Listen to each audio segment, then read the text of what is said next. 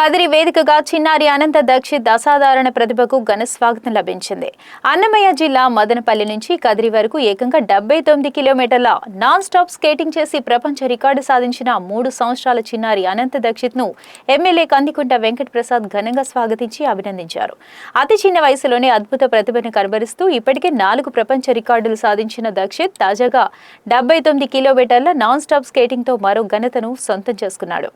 చిన్నారి కృషి, పట్టుదల, ఆత్మవిశ్వాసం ప్రతి ఒక్కరికి స్ఫూర్తిదాయకమని ఎమ్మెల్యే పేర్కొన్నారు. భవిష్యత్తులో మరిన్ని విజయాలు సాధించి దేశానికి, రాష్ట్రానికి మంచి పేరు తీసుకురావాలని ఆకాంక్షించారు. భారతదేశం కూడా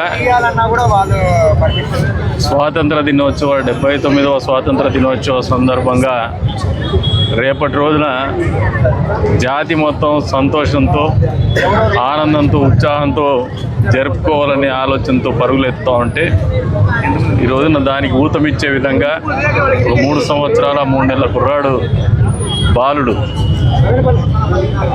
79 కిలోమీటర్ల మేర స్కేటింగ్ చేస్తూ మదనపల్లి నుంచి కదిరి వరకు ప్రయాణం చేయడం అనేది ఒక స్ఫూర్తిదాయకమైనటువంటి అంశం.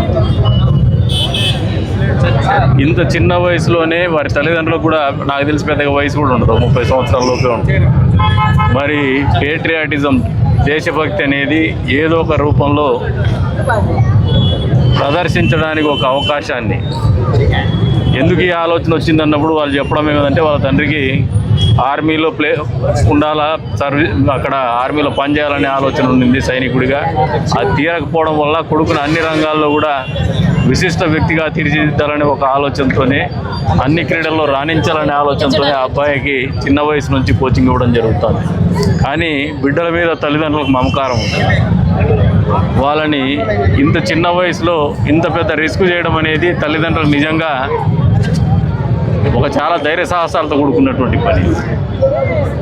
దేశభక్తిని చాటి చెప్పడానికి ఇంతకంటే గొప్ప ఆలోచన మరొకటి ఉండదని చెప్పేసి నేను కూడా అనుకుంటా ఉన్నాను. వారి తల్లిదండ్రులను అభినందిస్తూ ఉన్నా, వాళ్ళ కోచ్ను ప్రత్యేకంగా అభినందిస్తూ ఉన్నాను.